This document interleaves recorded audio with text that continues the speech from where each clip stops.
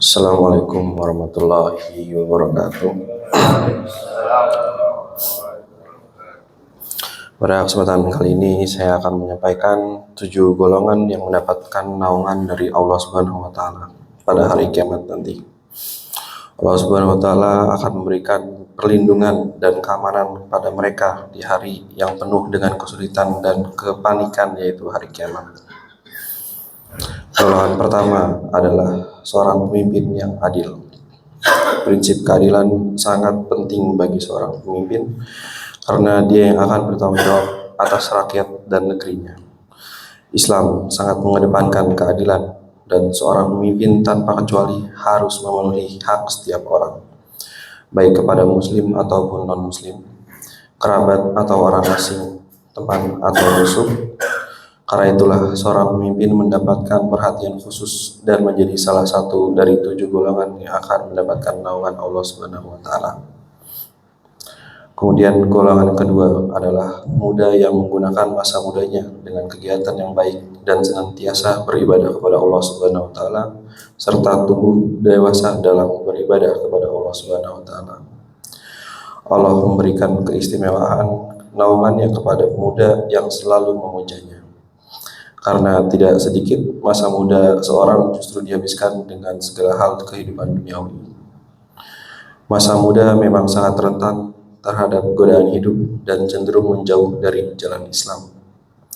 Mereka berpikir sholat, menutup aurat, dan pergi haji dapat dilakukan pada saatnya nanti ketika mereka sudah menjadi tua. Namun tidak pernah ada jaminan hidup seorang akan panjang hingga mereka sempat bertaubat. Kemudian golongan yang ketiga adalah seorang laki-laki yang hatinya melekat pada masjid. Artinya seorang laki-laki yang selalu mendirikan sholat berjamaah. Ini hanya berlaku bagi laki-laki, sedangkan sholat 5 waktu bagi perempuan lebih baik dikerjakan di rumah. Bahkan malaikat pun akan berdoa, "Ya Allah, berikanlah keberkahan kepadanya, ya Allah, kasihilah dia." Menurut hadis riwayat Abu Hurairah untuk para lelaki yang gemar ke masjid. Kemudian golongan yang keempat adalah 2 orang yang saling mencintai karena Allah. Keduanya bertemu karena Allah dan berpisah karena Allah. Maksud dari kalimat berikut adalah mereka yang berteman karena Allah.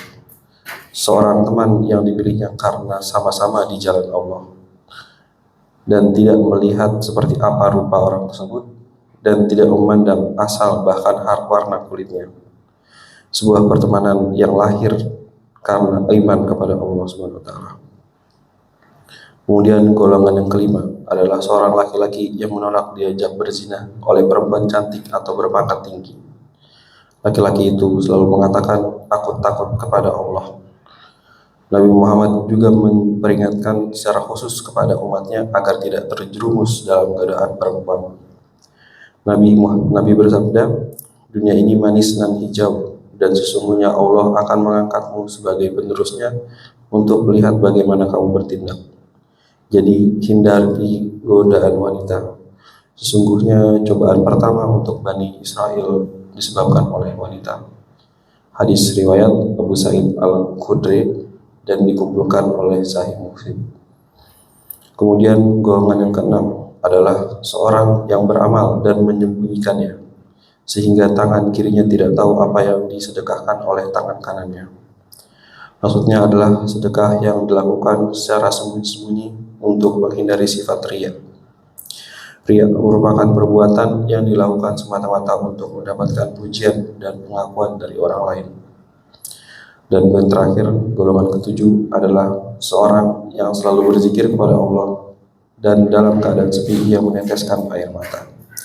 Nabi Muhammad SAW bersabda, "Jika kamu tahu apa yang saya tahu, kamu akan tertawa lebih sedikit dan lebih banyak menangis."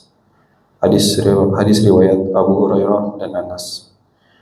Nabi sebagaimana manusia pada umumnya seringkali meneteskan air mata karena ketakutannya akan hukuman Allah dan cinta tulus serta kekaguman kepada Allah Subhanahu wa taala. Pertanyaannya, seberapa sering kita mengingat Allah kemudian menangis, dan berapa banyak kita tertawa, dan seberapa sering kita menangis? Itulah 7 golongan yang mendapat naungan Allah di hari kiamat. Mudah-mudahan kita semua termasuk dari 7 golongan yang mendapat naungan dari Allah. Sekian dari saya. Assalamualaikum warahmatullahi wabarakatuh.